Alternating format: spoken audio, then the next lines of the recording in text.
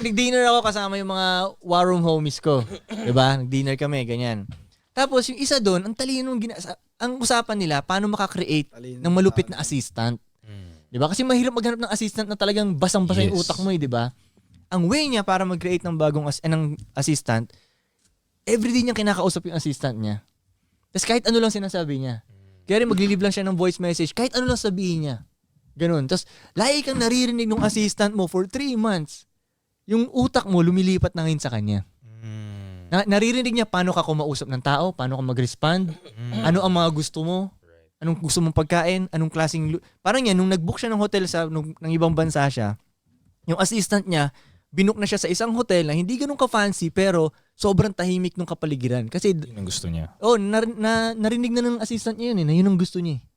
Na kahit ano pa nga talaga eh, kahit anong sabihin mo sa assistant mo eh.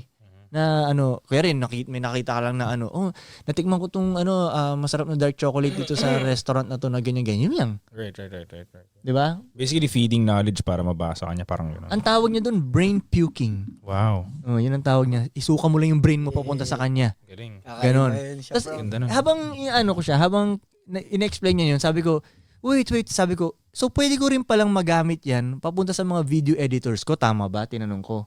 Sabi niya, ano yung sabihin? Sabi ko, dati kasi, nung ako nag-i-edit pa ng sarili kong music video, nagagawa ko talaga yung art ko. Nung pinasa ko na yung trabahong yan, hindi nila makuha yung gusto ko. So, pwede ko rin bang gawin yung yan? Sabi niya, pwede. Kung puro tungkol sa video pag-uusapan nyo, kung mag-like ka lang mag-voice message sa kanya, kaya may napanood akong music video na bago, pasa ko dun sa video editor ko, panoorin mo to. Ang ganda ng kuha nito. Kaya rin sa nanood tayo ng Breaking Bad, 'di ba? May mga angle doon na maganda. Ang ganda naman ng kuha nito. Ganun lang, pasa mo lang. Wala kang sinasabing mabigat na trabaho. Basta salita ka lang, salita. Ganun.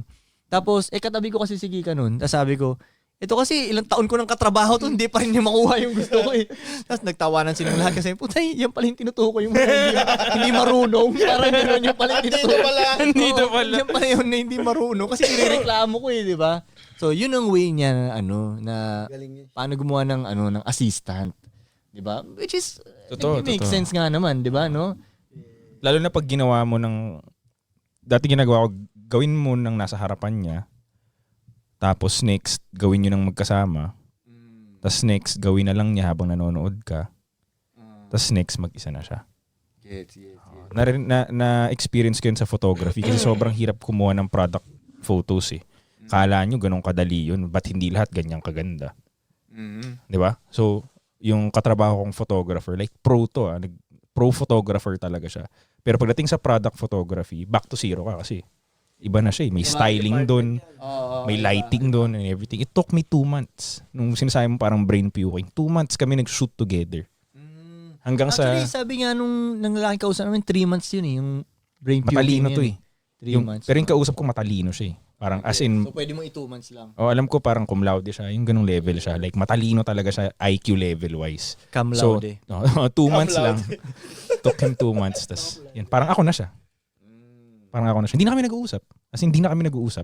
Sobrang laking trabaho nun na natanggal sa akin. Pero, chinaga ako ng 2 months. Maganda, effective nga talaga yun. Mag-invest ka lang muna. Ng time. Oo, invest ka ng time. Pero long term mo siyang marireap yung rewards.